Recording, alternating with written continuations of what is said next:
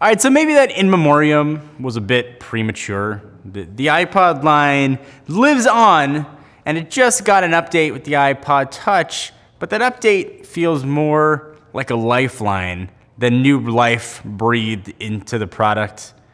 But maybe it's time to finally let the iPod die.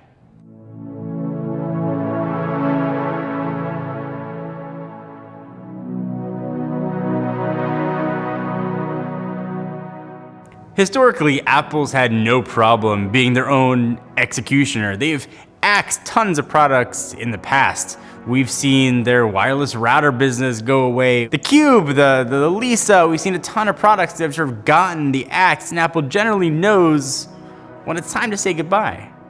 But they seem too nostalgic and don't want to let go of the glory that was the iPod.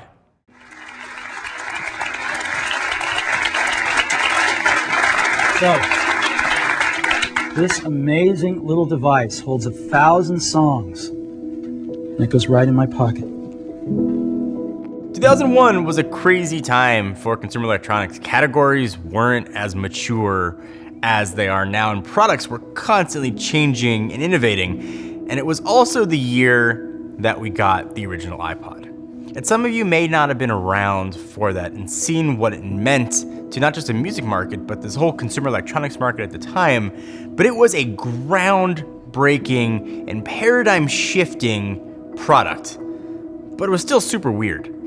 I remember going to Best Buy to buy an iPod, and you had to pick whether or not you wanted the Mac iPod or the PC iPod. And I was on a PC at the time, and they didn't have one in. I kept having to go back. They would get like one iPod in at a time. And I wasn't even that big of a music guy. Maybe I was like a tech hype beast back then, but I wanted to see what all the sort of hype was about. And it changed the way that you carry music. It changed the way you thought about music. MP3 players certainly existed before the iPod, but they were never the same after the iPod came out. The iPod line has taken on a ton of shapes and forms over the years, but each iteration and each one changed the music industry. We're not done yet.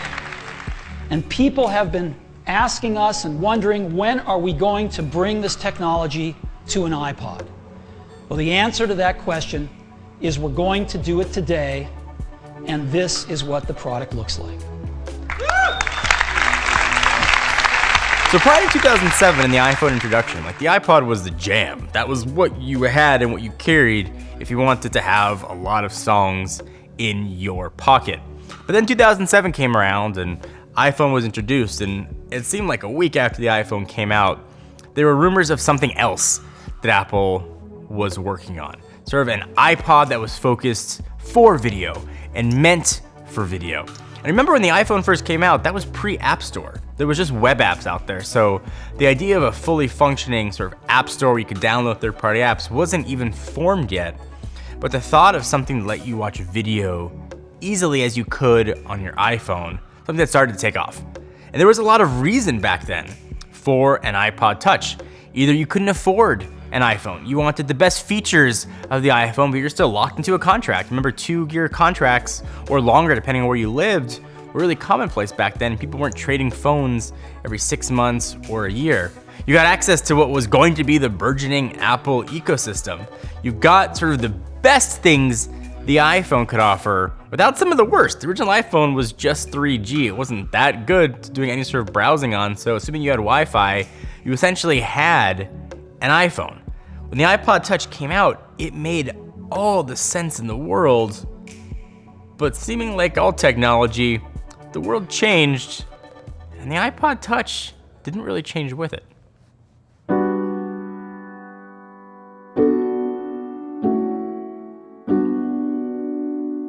So I think it's easy on one hand to say, why would Apple have an iPod Touch out? It's of no use to me.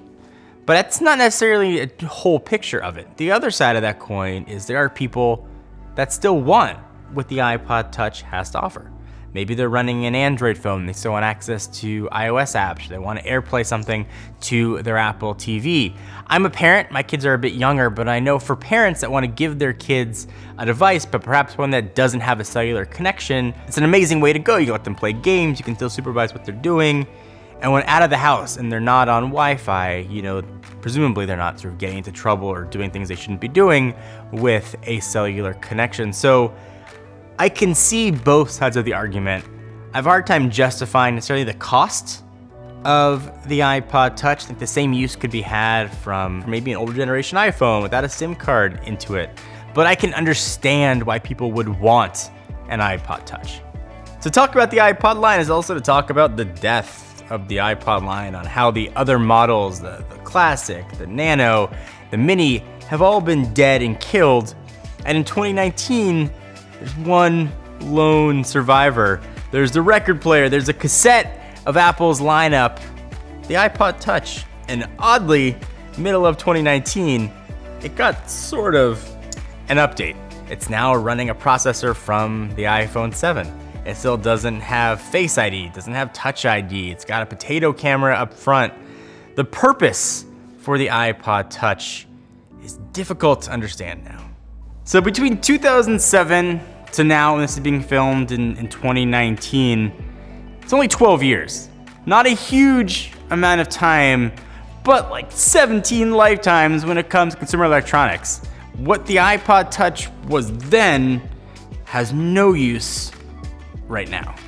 So during those 12 years, products have obviously changed. We saw the iPhone in 2007 to what the iPhone is now. It went from a phone and a music player and a world-class communication device to being a computer in your pocket. For a lot of people, that's the way that they get online. It's your camera, it's your video camera, it's still your music, it's sort of how you communicate with the world.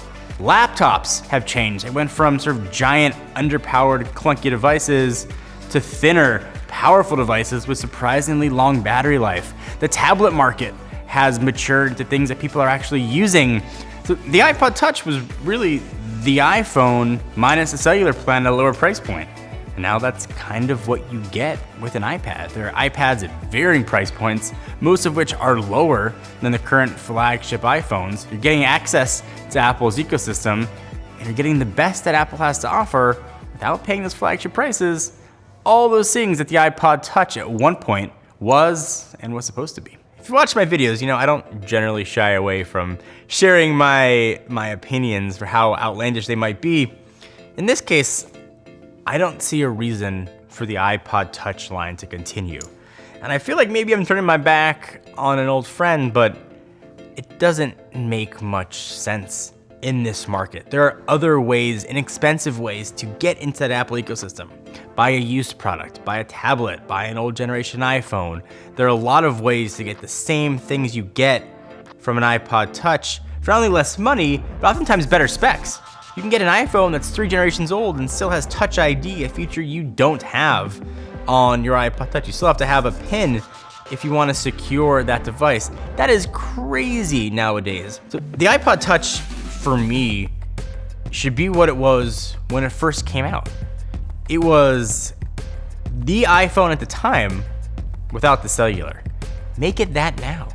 Give you the cutting edge features you get on the iPhone XS and the iPhone XS Max. Let it have a high resolution OLED screen. Let it have Face ID.